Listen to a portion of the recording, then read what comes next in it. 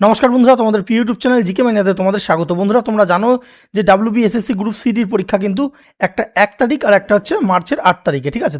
তো সেই কথা মাথায় রেখে আমরা এই যে ডাব্লিউবিএসএসসি গ্রুপ সিডির আমরা কিন্তু ম্যারাথন ক্লাস আনবো কিছু। তো সেই ম্যারাথন ক্লাসের আজকে একটা পার্ট তোমরা দেখবে, যেখানে হচ্ছে ন্যাশনাল এডুকেশন পলিসি যে চ্যাপ্টারটা দিয়েছে পরীক্ষায় জিকের পার্টে। তো সেখানে থেকে আমরা গুরুত্বপূর্ণ কিছু প্রশ্নগুলো তোমাদের সামনে তুলে ধরবো। এই ভিডিওটা অবশ্যই কিন্তু তোমরা দেখো, যারা এই পরীক্ষাটা দিচ্ছ। যদি তোমাদের পরিচিত কেউ থেকে থাকে তাদেরকেও তোমরা এই ভিডিওটা শেয়ার করতে ভুলবো না, কারণ এখান থেকে কিন্তু তোমরা প্রচুর প্রশ্ন দেখতে পারবে। এখান থেকে আমরা কিন্তু তোমাদের সামনে তুলে ধরবো ইম্পর্টেন্ট প্রশ্নগুলো, ঠিক আছে? তো তাহলে চলো কথা বাড়াবো না, তো শুরু করা যাক। এরকম করে কিন্তু আমরা পুরো যে হিস্ট্রি থেকে শুরু করে জিওগ্রাফি প্রত্যেকটার কিন্তু আমরা ম্যারাথন ক্লাস নিয়ে আসবো, ঠিক আছে? তাহলে চলো দেখে নেবো। প্রথম যে প্রশ্নটা এখানে তোমরা দেখতে পাচ্ছ, এনইপি অর্থাৎ ন্যাশনাল এডুকেশন পলিসি 2020 এটা কবে কেন্দ্রীয় মন্ত্রিসভা দ্বারা অনুমোদিত হয়েছিল? চারটে অপশন এখানে তোমরা দেখতে পাচ্ছ যে কী রয়েছে।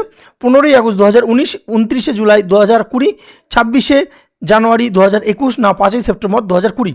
উত্তর কী হবে? উত্তর হবে অপশন 29শে জুলাই 2020, অর্থাৎ অপশন বি। 29শে জুলাই 2020 সালে কিন্তু আমাদের যে ন্যাশনাল এডুকেশন পলিসি এটা কেন্দ্রীয় মন্ত্রিসভা দ্বারা কিন্তু অনুমোদন হয়েছিল, ঠিক আছে?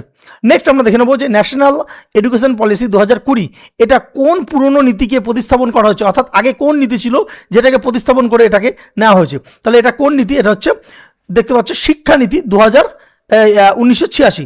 তো 1986 সালের যে শিক্ষানীতি ছিল সেটাকে কিন্তু প্রতিস্থাপন করে আমাদের এনইপি, ঠিক আছে? এনইপি 2020 কিন্তু এসেছে, মাথা রাখবে, ঠিক আছে? চলো, আচ্ছা, তার আগে একবার বলে দিই যে আমাদের কিন্তু একটা ইবুক আমরা লঞ্চ করেছি গ্রুপ সিডির পরীক্ষাকে কেন্দ্র করে। তো এখানে কিন্তু সমস্ত নতুন যে সিলেবাস অনুযায়ী এই যে জিকে ইবুকটা তোমরা পেয়ে যাবে। এটার প্রাইস ছিল 99 টাকা, কিন্তু এখন আমরা কিন্তু এটা ছাড়ে দিচ্ছি 60 টাকা। তো নিচের লিঙ্ক আছে, তোমরা সেখান থেকে কিন্তু যে সংগ্রহ করতে পারো। এবং তাছাড়া যে সমস্ত ম্যারাথন ক্লাস হবে তার নোটসও কিন্তু আমরা এই গ্রুপে দেবো। যারা এই ইবুকটা সংগ্রহ করেছে অলরেডি প্রায় 300+ যে বুক কিন্তু আমাদের বেরিয়ে গেছে, তাদেরকে একটা যে আমরা চ্যানেলে ইনক্লুড করেছি। এই যে এই বুকটা তো পাচ্ছেই তারা 60 টাকা দিলে, তাছাড়াও কিন্তু আরও এক্সট্রা নোটসও এই গ্রুপে আমরা দিচ্ছি, ঠিক আছে? তোমরা যদি প্রয়োজন হয় অবশ্যই তোমরা এই বুকটা কালেক্ট করতে পারো এবং এই গ্রুপে জয়েন হতে পারো। তাহলে চলো দেখে নেবো পরবর্তী প্রশ্ন, যে ন্যাশনাল এডুকেশন পলিসি অনুযায়ী ভাষার নীতির প্রকৃতি কী? দেখো, আমরা অপশানগুলো পড়বো না, তো ভিডিও অনেক বড় হয়ে যাবে। আমরা চাচ্ছি যাতে তাড়াতাড়ি করে ভিডিওগুলো ক্লাসগুলো তোমাদের সামনে তুলে ধরার। তো এখানে উত্তরটা কী হয়ে যাবে? উত্তরটা হবে অপশন সি, অর্থাৎ উপদেশমূলক এবং নির্দেশনামূলক। তো ন্যাশনাল এডুকেশন পলিসি যে রয়েছে এটা হচ্ছে কিছুটা উপদেশ দেওয়া রয়েছে, উপদেশমূলক এবং নির্দেশক, কিছু কিছু জায়গায় নির্দেশও দেওয়া হয়েছে। তো দুটো মিলিয়ে কিন্তু এই ন্যাশনাল এডুকেশন পলিসির যে প্রকৃতিটাকে ধরা হচ্ছে। নেক্সট আমরা দেখব যে শিক্ষার বিষয়টি ভারতের সংবিধানের কোন তালিকায়? Very very important. তো আমরা জানি ভারতবর্ষে যে সংবিধান অনুযায়ী 3টে তালিকা রয়েছে। কী কী? একটা হচ্ছে কেন্দ্র তালিকা, একটা হচ্ছে রাজ্য তালিকা, একটা হচ্ছে সমবর্তী তালিকা বা যুগ্ম তালিকাও আমরা কিন্তু অনেক সময় বলে থাকি। কি বলে থাকি? যুগ্ম তালিকাও বলে থাকি, ঠিক আছে? যেটাকে ইংলিশে কি বলা হয়? কনকারেন্ট লিস্ট বলা হয়, কনকারেন্ট লিস্ট বলা হয়, ঠিক আছে? তো শিক্ষা কিন্তু এই যে অপশন সি অর্থাৎ সমবর্তী তালিকা বা যুগ্ম তালিকা বা কনকারেন্ট লিস্টের মধ্যে কিন্তু পড়ে। মাথায় রাখবে, যেহেতু শিক্ষা দপ্তরের পরীক্ষা, তো এটা কিন্তু তোমাদের মাথায় রাখতে হবে। নেক্সট দেখতে পাচ্ছ ন্যাশনাল এডুকেশন পলিসি 2020 এটা যখন প্রবর্তন হয়েছিল সেই সময় ভারতবর্ষের প্রধানমন্ত্রী কে ছিলেন? মনমোহন সিং, নরেন্দ্র মোদী, অটল বিহারী বাজপেয়ী, না রাজীব গান্ধী? তো প্রত্যেকে আমরা জানি যে নরেন্দ্র মোদী, অর্থাৎ Narendra Modi, option B right answer. তো তার আমলে কিন্তু এটা হয়েছে। নেক্সট আমরা দেখব খসড়া অর্থাৎ ন্যাশনাল এডুকেশন পলিসি ও 2019 প্রস্তুতকারী কমিটির প্রধান কে ছিল? দেখো, এটা 20তে তো লাগু হয়েছিল, কিন্তু 2019-এ এটা প্রস্তুতকারীর যে কমিটিটা জিজ্ঞেস করা হয়েছে তার যে প্রধান কে ছিলেন, তো তার প্রধান কে ছিলেন? কে কস্তুরী রঞ্জন, ঠিক আছে? তো এটা কিন্তু তিনি কিন্তু ইসরোর প্রাক্তন কিন্তু যে একজন অধিকর্তা ছিলেন, তো একজন বিজ্ঞানীও বলতে পারো তোমরা। তো তিনি কিন্তু এই যে প্রস্তুতকারী এই কমিটির কিন্তু অর্থাৎ ন্যাশনাল এডুকেশন পলিসি যে প্রস্তুতকারী কমিটির কিন্তু তিনি প্রধান ছিলেন, কে কস্তুরী রঞ্জন, মাথা রাখবে। নেক্সট আমরা দেখে নেব যে খসড়া জাতীয় শিক্ষানীতি 2019 সম্পর্কে। এটা 19-20, যেহেতু বুঝতে পারছো খসড়া বলছে তার জন্য এটা 2019, আর ন্যাশনাল এডুকেশন পলিসিটা এসেছে 2020-তে। তো সেই সম্পর্কে বক্তব্য কোনটা সঠিক? এটি ছিল 100 যে পৃষ্ঠার নথি, না কোনো জনপরামর্শ নেওয়া হয়নি, না অপশন সি এটি 484 পৃষ্ঠার ছিল এবং লক্ষাধিক জনমত নেওয়া হয়েছিল, না শুধুমাত্র সংসদ সদস্যদের মতামত নেওয়া হয়েছিল? দেখো, এটি 100 পাতার নথি কিন্তু না, অর্থাৎ এটা কারেক্ট না, কোনো জনপরামর্শ নেওয়া হয়নি। এত বড় জিনিস করতে হলে জনপরামর্শ নিতে হবে, তাহলে এটা কিন্তু যে ইনকারেক্ট হয়ে গেল। আর শুধুমাত্র সংসদদের মতামত নেওয়া হয়েছিল, এটাও কিন্তু করা যাবে না, কারণ শিক্ষার মতো একটা বিষয় এবং যেটা সারা ভারতবর্ষের বিভিন্ন রাজ্যের বিভিন্ন ভাষাভাষী মানুষের কিন্তু আমরা থাকি, তো সেটার জন্য কিন্তু অবশ্যই জনমত নেওয়া দরকার। তো অপশন সি রাইট অ্যান্সার, অর্থাৎ 484 পৃষ্ঠার কিন্তু এটা ছিল এবং লক্ষাধিক জনমত কিন্তু এখানে নেওয়া হয়েছিল, তবেই গিয়ে কিন্তু ন্যাশনাল এডুকেশন পলিসিটাকে এটা কিন্তু যে কার্যকরী করা হয়েছে। ঠিক আছে, তো উত্তর অপশন সি। নেক্সট আমরা দেখব ন্যাশনাল এডুকেশন পলিসি 2020 অনুযায়ী শিক্ষা খাতে সরকারি ব্যয় জিডিপির কত শতাংশে উন্নীত করার লক্ষ্য নির্ধারণ করা হয়েছে? 2, 4, 6 না 8? উত্তর কী হবে? উত্তর হবে অপশন সি, অর্থাৎ 6। তো জিডিপির 6% কিন্তু এটা করার জন্য বলা হয়েছে। আগে যেটা 3% ছিল, তো সেখান থেকে বাড়িয়ে কিন্তু বলা হয়েছে যে 6% করতে হবে। ঠিক আছে, নেক্সট আমরা দেখব যে ন্যাশনাল এডুকেশন পলিসি 2020 অনুযায়ী শিক্ষার মাধ্যম হিসেবে মাতৃভাষা এবং আঞ্চলিক ভাষা কোন শ্রেণী পর্যন্ত রাখার সুপারিশ করা হয়েছে? তো তৃতীয়, পঞ্চম, অষ্টম না দ্বাদশ? উত্তর কী হবে? পঞ্চম। দেখো পঞ্চম শ্রেণী, তো পঞ্চম শ্রেণী অর্থাৎ ক্লাস 5, তো ক্লাস 5 পর্যন্ত কিন্তু মাতৃভাষা বা আঞ্চলিক ভাষা কিন্তু কোনো একটা শিক্ষার্থী কিন্তু তারা কিন্তু শিক্ষা গ্রহণ করতে পারবে। ঠিক আছে, তো এবং বলা হচ্ছে কিন্তু প্রয়োজন হলে অষ্টম শ্রেণী পর্যন্ত কিন্তু করা যেতে পারে, মাথায় রাখবে। ঠিক আছে, তো নেক্সট আমরা দেখব যে ন্যাশনাল এডুকেশন পলিসি 2020 এই প্রস্তাবিত ভাষা সূত্রটা কি? দ্বিভাষা, ত্রিভাষা, এক ভাষা না 4 ভাষা? তো উত্তর কী হবে?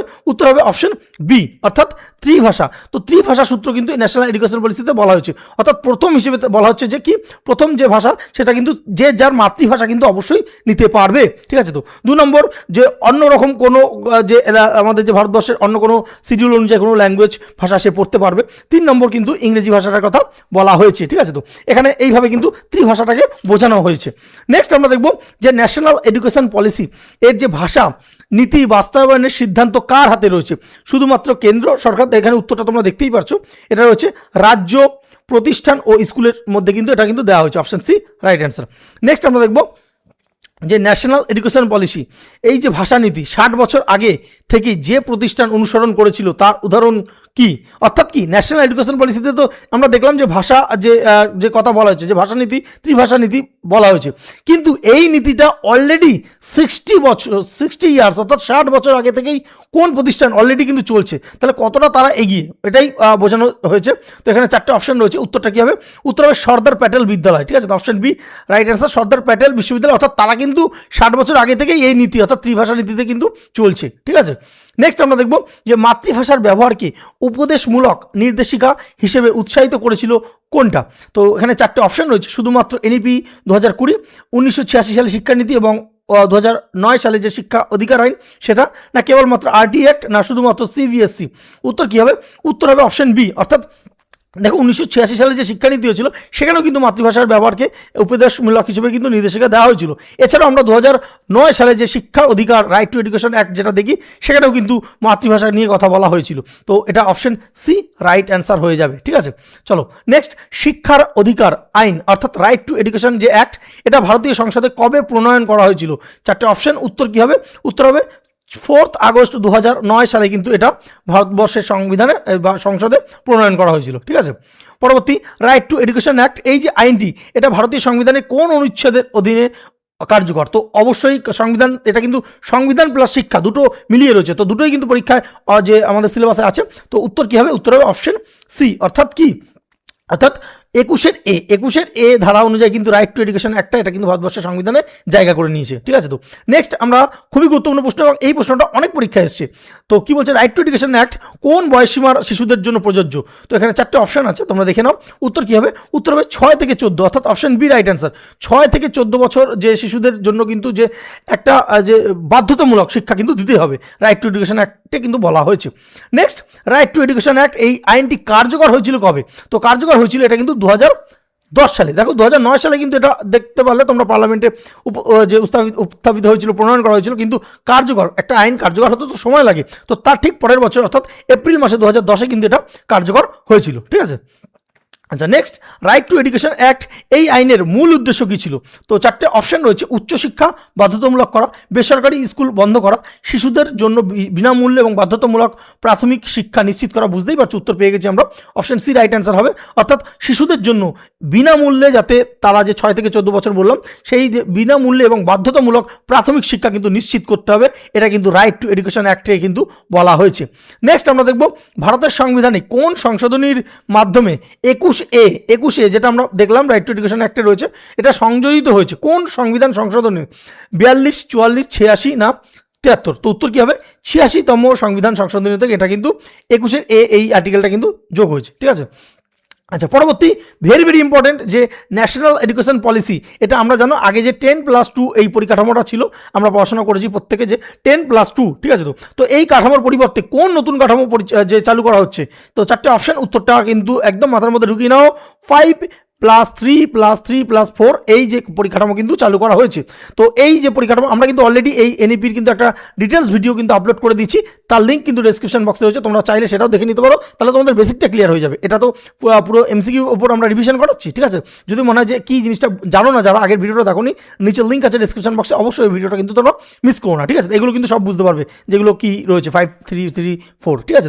তো চলো নেক্সট আমরা দেখব যে ন্যাশনাল এডুকেশন পলিসি 2020 অনুযায়ী কোডিং শিক্ষা গ্রহণ কোন শ্রেণী থেকে শুরু করা হবে? অর্থাৎ বুঝতে পারছো, কম্পিউটার কিন্তু এখনকার দিনে কম্পিউটার ছাড়া কিন্তু চলা যাবে না। তো সেই কম্পিউটারের কোডিং শিক্ষা কোন শ্রেণী থেকে দেওয়ার কথা বলা হয়েছে এই নতুন শিক্ষা পলিসিতে? সেটা হচ্ছে 6ষ্ঠ শ্রেণী, অর্থাৎ ক্লাস 6 থেকে কিন্তু দেওয়া হবে কোডিং শিক্ষা। নেক্সট আমরা দেখব যে ন্যাশনাল এডুকেশন যে পলিসি অনুযায়ী প্রস্তাবিত ছাত্র শিক্ষক অনুপাত, এটা হচ্ছে কি পিউপিল টিচার্স রেশিও, ঠিক আছে, পিটিআর, পিউপিল টিচার্স রেশিও, এটা কতের নিচে রাখা সুপারিশ করা হয়েছে? তো এখানে কিন্তু উত্তরটা হয়ে যাবে কি? উত্তরটা হবে অপশন সি, অর্থাৎ 30:1, অর্থাৎ 30:1, অর্থাৎ 30টা ছাত্রছাত্রীর জন্য একজন করে শিক্ষা কিন্তু রাখার কথা বলা হয়েছে। এবং আর্থ সামাজিকভাবে সুবিধা বঞ্চিত যে সমস্ত এলাকায়, সেখানে 25 জনের জন্য একজন কিন্তু শিক্ষক বরাদ্দের কথা বলা হয়েছে, ঠিক আছে। তো পিপল টিচার্স রেশিও, পিটিআর মাথায় রাখবে। নেক্সট আমরা দেখব ন্যাশনাল এডুকেশন পলিসি 2020 এই অনুযায়ী স্নাতক ডিগ্রির প্রস্তাবিত কাঠামো কি? তো চারটে অপশন এখানে রয়েছে, উত্তর কী হয়ে যাবে? উত্তর হবে অপশন বি, অর্থাৎ 4 বছরের বহু বিষয় ভিত্তিক ডিগ্রি, যে ডিগ্রি বহু বহির্গমন বিকল্প সহ কিন্তু এটা বলা হয়েছে, অপশন বি। বারবার বলছি ডিটেলস ভিডিওটা দেখে নাও, আমরা কিন্তু এখানে ডিটেলস বোঝাবো না।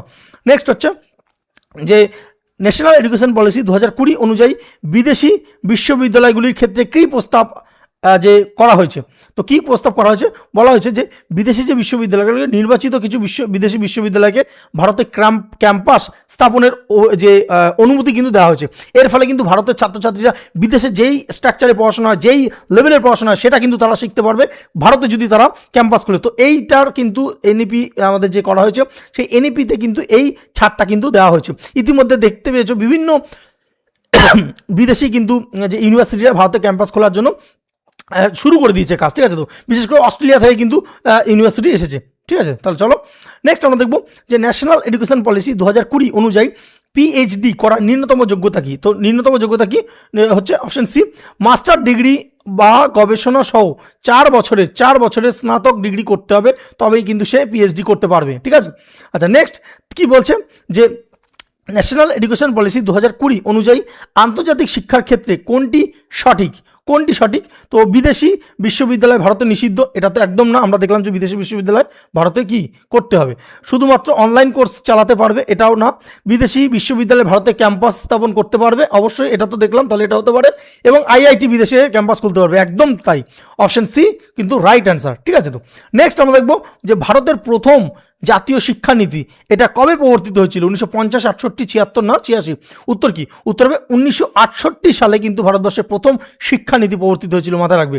তো 1968 সালে যে শিক্ষানীতিটা প্রবর্তিত হয়েছিল, সেই সময় ভারতবর্ষের প্রধানমন্ত্রী কে ছিলেন? ইন্দিরা গান্ধী কিন্তু ভারতবর্ষের প্রথম, যে ইন্দিরা গান্ধী থেকে একটা প্রশ্ন আসে কি, ভারতবর্ষের প্রথম মহিলা প্রধানমন্ত্রীর নাম কি? সেটা হচ্ছে ইন্দিরা গান্ধী, ঠিক আছে। তো 1968 সালে তিনি কিন্তু প্রধানমন্ত্রী ছিলেন যখন প্রথম শিক্ষা যে নীতি প্রবর্তিত হয়েছিল। তো দ্বিতীয় জাতীয় শিক্ষানীতি 1986 সালে চালু হয়েছিল। সেই সময় প্রধানমন্ত্রী কে ছিলেন, কার সময় চালু হয়েছিল, সেটা হচ্ছে রাজীব গান্ধীর সময় কিন্তু চালু হয়েছিল 1986 সালটা দেখলেই বুঝতে পারছো।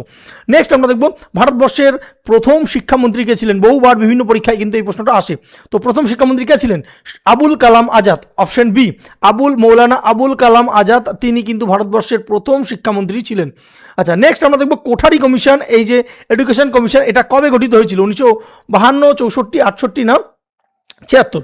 উত্তর কী হবে? উত্তর হবে 1964। দেখো 1964 সালে কোঠারি কমিশন কিন্তু গঠিত হয়েছিল এবং এই কোঠারি কমিশনে কি বলা হয়েছিল জানো? আমরা যে প্যাটার্নটা যে আগে আমরা পড়াশোনা করেছি 10+2+3, অর্থাৎ কি আমরা যে মাধ্যমিক পর্যন্ত পড়তাম, তারপর উচ্চ মাধ্যমিক দিতাম, তারপর 3 বছরে গ্র্যাজুয়েশন করতাম। তো এই যে প্যাটার্নটা কিন্তু কোঠারি কমিশনে দিয়েছিল, ঠিক আছে। তো আচ্ছা, নেক্সট কোঠারি কমিশনের সভাপতি কে ছিলেন? 4টে অপশন, এখানে উত্তর হিসেবে বুঝতেই পারছো ডিএস কোঠারি, ঠিক আছে, ডিএস কোঠারি। তো তিনি কিন্তু কোঠারি কমিশনের সভাপতি ছিলেন। নেক্সট সমগ্র শিক্ষা অভিযান, এটার মূলত কোন স্তরগুলিকে একত্রীভূত করেছিল? কোন স্তর? এটা হচ্ছে প্রি স্কুল, একদম প্রি স্কুল থেকে দ্বাদশ শ্রেণী পর্যন্ত স্কুল শিক্ষাকে কিন্তু এই যে এক জায়গায় একত্রীভূত করেছিল সমগ্র শিক্ষা অভিযান। আচ্ছা, পরবর্তী দেখতে পাচ্ছ এই যে সমগ্র শিক্ষা অভিযান, এটা সর্বভারতীয়ভাবে চালু হয়েছিল কত সালে? 2018 সালে। 2018 সালে কিন্তু সর্বভারতীয়ভাবে চালু হয়েছিল। নেক্সট সর্বশিক্ষা অভিযান, বহুবার বিভিন্ন পরীক্ষা এই প্রশ্নটা কিন্তু আসে। সর্বশিক্ষা অভিযানের কথা আমরা শুনেছি। তো সর্বশিক্ষা অভিযান এটা আনুষ্ঠানিকভাবে চালু হয় কবে? সেটা হচ্ছে 2001 সালে। 2001 সালে কিন্তু সর্বশিক্ষা অভিযান চালু হয়েছিল, ঠিক আছে। তো নেক্সট আমরা দেখব যে PM পোষণ, এটা এই স্কিমটা পূর্বে কি নামে পরিচিত ছিল? এটা কিন্তু ভেরি ভেরি ইম্পর্টেন্ট, কারণ মিড ডে মিল, বিভিন্ন স্কুলে আমরা দেখেছি মিড ডে মিল দেওয়া হয়। তো এই মিড ডে মিল এখন কিন্তু বর্তমানে কি নাম? PM পোষণ বর্তমানে কিন্তু নাম, ঠিক আছে। তো PM পোষণ স্কিমের পর যে আগে কি নাম ছিল সেটা হচ্ছে মিড ডে মিল, ঠিক আছে। তো আচ্ছা, নেক্সট আমরা দেখব বেটি বাঁচাও বেটি পড়াও, এটি মূলত কি? দেখো এটি মূলত মেয়েদের সুরক্ষা এবং শিক্ষা। এটা কিন্তু ন্যাশনাল এডুকেশন পলিসি এবং জেন্ডার অ্যাওয়ারনেস বলে আমাদের যে দিয়েছে একটা সিলেবাসের চ্যাপ্টার, সেখানে কিন্তু এটা ইম্পর্টেন্ট হয়ে যাচ্ছে, ঠিক আছে। প্রধানমন্ত্রী নরেন্দ্র মোদী কিন্তু এই বেটি বাঁচাও বেটি পড়াও এই যে ইনিশিয়েটিভটা তিনি কিন্তু লঞ্চ করেছেন, ঠিক আছে। নেক্সট সুকন্যা সমৃদ্ধি যোজনা, আমরা প্রায় শুনতে পাই পোস্ট অফিসে, ব্যাংকে কিন্তু এই যে এটা করা হয়, কিসের জন্য করা হয়? এটা মেয়ে শিশুদের কিন্তু ভবিষ্যতে সঞ্চয়ের জন্য এটা কিন্তু দেওয়া হয়। তো সরকার থেকে কিন্তু একটা ভালো প্রায় 8.2% মতো কিন্তু সুদ দেওয়া হয় এবং এটা ন্যূনতম যে 250 টাকা থেকে কিন্তু শুরু করতে পারে। অর্থাৎ কোনো যে কারোর ঘরে কোনো মেয়ে শিশু জন্ম হলে তো সেই ব্যক্তি বা সেই পরিবার যদি ব্যাংক বা পোস্ট অফিসে তার নামে একটা সুকন্যা সমৃদ্ধি যদি যোজনার যে খাতা খোলে এবং তারপর যদি জমাতে থাকে 21 বছর বয়সে কিন্তু সেটা কিন্তু যে পুরো ম্যাচুরিটিটা হবে এবং একটা লামসাম অ্যামাউন্ট পাবে, যেখানে কিন্তু তার যে ভবিষ্যতে পড়াশোনার জন্য কিন্তু সে অনেকটাই এগিয়ে যাবে, ঠিক আছে। তো চলো নেক্সট আমরা দেখব উল্লাস। তো উল্লাস 2022 থেকে 27, এটা কিসের লক্ষ্য করে হয়েছে? এটা কিন্তু একটা দারুণ স্কিম। দেখো উল্লাস হচ্ছে এটা অপশন সি, অর্থাৎ প্রাপ্তবয়স্ক সাক্ষরতা। দেখো উল্লাসের আগে পুরো কথাটা আমরা জেনে নিই। উল্লাসের পুরো কথা কি? ইউডি হচ্ছে understanding of life long learning for all in society. দেখো অর্থাৎ কি বলতে যাচ্ছে, দেখবে অনেকে আমাদের আশেপাশে কিন্তু আমরা দেখেছি যে কি হয়, যে ছোটোবেলায় বিভিন্ন কারণে কারোর বাবা মা মারা গিয়েছে, কেউ পয়সার জন্য পড়তে পারেনি, অর্থাৎ কোনো না কোনো কারণে তারা পড়াশোনা করতে পারেনি। তো তাদের জন্য এই উল্লাস কিন্তু যে এই ইনিশিয়েটিভটা সরকারের পক্ষ থেকে নেওয়া হয়েছে, অর্থাৎ যাতে প্রাপ্তবয়স্কদেরও কিন্তু স্বাক্ষর করা যায়, তারাও যাতে পড়তে পারে লিখতে পারে, তাদের স্বাক্ষর করা যায়, ঠিক আছে। তো এই জন্য এই উল্লাস কিন্তু স্কিমটা নেওয়া হয়েছে, ঠিক আছে, মাথায় রাখবে প্রাপ্তবয়স্ক সাক্ষরতা। আচ্ছা নেক্সট এইম অর্থাৎ অটল ইনোভেশন মিশন, এর উদ্দেশ্যটা কী ছিল? দেখো এর উদ্দেশ্য ছিল উদ্ভাবনা এবং উদ্যোক্তা শক্তি সংস্কৃতি, ঠিক আছে। তো অর্থাৎ এই অটল ইনোভেশন মিশনের মাধ্যমে বিভিন্ন শিক্ষার্থীদের মধ্যে যাতে নতুন নতুন উদ্ভাবন, মানে তাদের যে ব্রেন যাতে এক জায়গায় খালি পড়বো এবং মুখস্থ করবো পাস করবো এরকম না, নতুন নতুন ইনিশিয়েটিভ তাদের মধ্যে আসে, তার জন্য কিন্তু এই যে সরকারি প্রজেক্টটা নেওয়া হয়েছিল। নেক্সট দেখতে পাচ্ছ সাথী, একটা সাথী অ্যাপ এসেছিল। এই অ্যাপটা মূলত কোন পরীক্ষার প্রস্তুতির জন্য? ইউপিএসসি, এসএসসি, জেই, নিট না ব্যাংকিং? তো উত্তর কী হবে? উত্তর হবে জেই। দেখো জয়েন্ট এন্ট্রান্স যে এক্সাম তোমরা জানো, ঠিক আছে, আর নিটও পরীক্ষা জানো, ডাক্তারি যে পরীক্ষাটা হয় নিট, ঠিক আছে, তার এটা দিয়ে ইঞ্জিনিয়ারিং পরীক্ষা হয়। তো এই যে পরীক্ষার জন্য কিন্তু এই সাথী অ্যাপটা প্রস্তুতির জন্য কিন্তু তৈরি করা হয়েছিল। নেক্সট ONOS 2024, অর্থাৎ ওয়ান নেশন ওয়ান সাবস্ক্রিপশন। তো এটা সম্পর্কিত কি? এটা হচ্ছে জার্নাল এবং গবেষণা ডেটাবেসে একক সাবস্ক্রিপশন, ঠিক আছে। তো এটা কিন্তু ভারত সরকারের কিন্তু একটা গুরুত্বপূর্ণ পদক্ষেপ ছিল। নেক্সট PM বিদ্যালক্ষ্মী যে স্কিম 2024, এটা কি প্রদান করেছিল? তো এটা কিন্তু কি প্রদান করেছিল, কোলেটারাল ফ্রি শিক্ষা ঋণ। দেখো এখানে বিভিন্ন সময় আমরা দেখেছি যে পড়াশোনা করতে গেলে অনেকে ঋণ নেয়, ঠিক আছে। তো সেক্ষেত্রে কিন্তু একটা ঋণ তাদের কিন্তু বার্ডেন হয়ে যায়। তো সেই ক্ষেত্রে সরকার থেকে বলা হয়েছে যে পিএম বিদ্যালক্ষ্মী এই স্কিমে যে কোনো রকম অনেক সময় আমরা দেখেছি যে ঋণ নিতে তাই কিছু জমি বন্ধক দিতে হচ্ছে, মানে অর্থাৎ জমিটা দেখাতে হচ্ছে বা জমা রাখতে হচ্ছে জমির কাগজপত্র, ঠিক আছে। তো এইগুলো কিন্তু একদম লাগবে না এই স্কিমের মাধ্যমে, যদি যারা শিক্ষা নিয়ে জন্য যারা লোন নেবে, অর্থাৎ পুরোপুরি বন্ড মুক্ত কিন্তু এই যে লোন কিন্তু তারা পাবে, ঠিক আছে। তো মাথায় রাখবে। নেক্সট আমরা দেখবো স্বয়ং প্ল্যাটফর্মের কাজটা কি। তো স্বয়ং প্ল্যাটফর্মের যে কাজ না, এটা হচ্ছে অনলাইন কোর্স প্রদান করা। দেখো অনলাইন কোর্স প্রদান করা, এতে শুধুমাত্র শিক্ষার্থী না, এতে শিক্ষকরাও কিন্তু এতে কিন্তু আজ অনেকটা বেনিফিট হবে, ঠিক আছে, বেনিফিশিয়াল তাদের জন্য হবে। কারণ এই স্বয়ং প্ল্যাটফর্মটা যাতে ডিজিটাল যে বোর্ডের মাধ্যমে বা ডিজিটাল কন্টেন্টের মাধ্যমে যা শিক্ষার্থীদের যে শিক্ষাদান করতে পারে শিক্ষকরা, তাদের জন্য কিন্তু এই প্ল্যাটফর্মটা নিয়ে আসা হয়েছিল। নেক্সট রুসা, আর ইউএসএ রুসা কোন স্তরের জন্য করা হয়েছিল? তো রুসা হচ্ছে উচ্চশিক্ষা। তো উচ্চশিক্ষা যে সমস্ত স্কুল, সেই স্কুলগুলোর বিভিন্ন পরিকাঠামো থেকে শুরু করে তাদের শিক্ষার মান সমস্ত কিছু উন্নতির জন্য কিন্তু এটা করা হয়েছিল। নেক্সট দেখতে হচ্ছে পারাক 2023, এটা কিন্তু ন্যাশনাল এডুকেশন পলিসি 2020-ই একটা পার্ট। কিসের জন্য জানো? এটা করা হয়েছিল মূল্যায়ন, অর্থাৎ মূল্যায়ন যে শিক্ষার্থীরা কীরকম যে পাঠ করবে পরীক্ষায়, কোন জায়গাটা কীরকমভাবে তাদের যে মূল্যায়ন নির্ধারণ করতে হবে, এর যে মানটা এটা নির্ধারণ করে থাকে কে? পারাকের পুরো কথা কি? Performance assessment, review and analysis of knowledge for holistic development, ঠিক আছে, তো মাথা রাখবে। আচ্ছা চলো নেক্সট আমরা দেখবো দীক্ষা এটা কি? তো দীক্ষা হচ্ছে একটা কি ডিজিটাল কন্টেন্ট প্ল্যাটফর্ম, যেখানে পড়াশোনা রিলেটেড কিন্তু এই জিনিসপত্র তোমরা এই যে ডিজিটাল কন্টেন্ট প্ল্যাটফর্মে পেয়ে যাবে। নেক্সট পিএম শ্রী স্কুল, এটা স্কিমটা চালু হয়েছিল কত সালে? তো সেপ্টেম্বর 2022 কিন্তু এটা চালু হয়েছিল।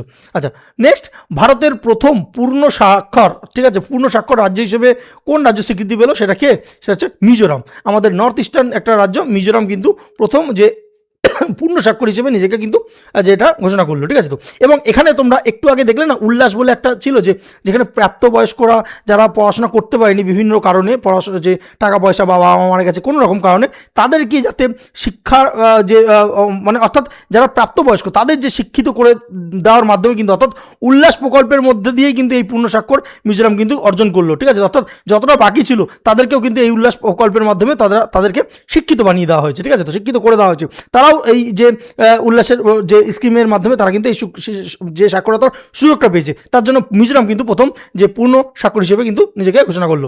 নেক্সট ভারতবর্ষের বর্তমান কেন্দ্রীয় শিক্ষামন্ত্রীর নাম কি? ভেরি ভেরি ইম্পর্টেন্ট, এটা তোমাদের জানা উচিত। ধর্মেন্দ্র প্রধান বর্তমানে আছেন, তিনি কিন্তু ভারতবর্ষের বর্তমান শিক্ষামন্ত্রী। আর ভারতবর্ষের প্রথম শিক্ষামন্ত্রী ছিলেন মৌলানা আবুল কালাম আজাদ। ঠিক সেরকমভাবে যদি আমরা বলি, পশ্চিমবঙ্গ সরকারের শিক্ষা বিভাগের দায়িত্বপ্রাপ্ত মন্ত্রী বর্তমানে কে আছেন? কে? Bratya Basu. Option B right answer, Bratya Basu, আমরা প্রত্যেকেই জানি। চলো নেক্সট, পশ্চিমবঙ্গ শিক্ষানীতি 2023 অনুযায়ী রাজ্যে কোন শিক্ষা কাঠামো বজায় রেখেছে? দেখো পশ্চিমবঙ্গ, আমরা বিভিন্ন অনেক রাজ্যে দেখেছি যে এনইপিটা এখন পুরোপুরি নেয়নি, আস্তে আস্তে নিচ্ছে। তো পশ্চিমবঙ্গ কিন্তু 2023 সালে নিজস্ব শিক্ষানীতি কিন্তু ঘোষণা করেছিল। তো সেই শিক্ষানীতি, অর্থাৎ আমরা যেটা দেখেছিলাম যে ন্যাশনাল এডুকেশন পলিসির যে কাঠামোটা, সেই কাঠামোটা কিন্তু পশ্চিমবঙ্গ পুরোপুরি নেয়নি। তারা কোন কাঠামোটা নিয়েছে? তারা নিয়েছে দেখো এইটা, অর্থাৎ অপশন সি 5+4+2+2, ঠিক আছে। তো অর্থাৎ একটা প্রি প্রাইমারি রাখছে, 4 বছর রাখছে 1 থেকে 4 পর্যন্ত। তারপর কি? তারপর অর্থাৎ এইটাকে পাস ধরছে, ঠিক আছে, এটাকে পুরোপুরি পাস ধরছে, ঠিক আছে। তো আর তারপর 4 বছর যেটা রয়েছে, এটা হচ্ছে পঞ্চম শ্রেণী, 5th 6th 7th 8, অর্থাৎ ক্লাস 8 পর্যন্ত এটাকে 4 বছর, ঠিক আছে। তো তারপর কি রয়েছে? তারপর 2 বছর হচ্ছে কি 9-10 হচ্ছে 2 বছর। তারপরে 2 বছর কি? তারপর হচ্ছে 11-12, অর্থাৎ এই পরিকাঠামো কিন্তু এখন পশ্চিমবঙ্গের শিক্ষানীতি চলছে, ঠিক আছে। নেক্সট আমরা দেখবো পশ্চিমবঙ্গের স্কুল এবং হায়ার এডুকেশন ডিপার্টমেন্টের সদর দপ্তর কোথায়? এটা প্রত্যেকেই জানি, বিকাশ ভবন, ঠিক আছে। তো বিকাশ ভবন এটা সল্টলেকে রয়েছে। তো বিকাশ ভবনে কিন্তু বর্তমানে সদর দপ্তরটা রয়েছে, ঠিক আছে। তো আচ্ছা, তোমাদের জন্য আজকে হোমওয়ার্ক প্রশ্ন যে 2011 সালের সেন্সাস অনুযায়ী ভারতবর্ষের কোন রাজ্যে সবথেকে বেশি শিক্ষিতর হার দেখা যায়? অবশ্যই কমেন্ট সেকশনে তোমরা কমেন্ট করবে।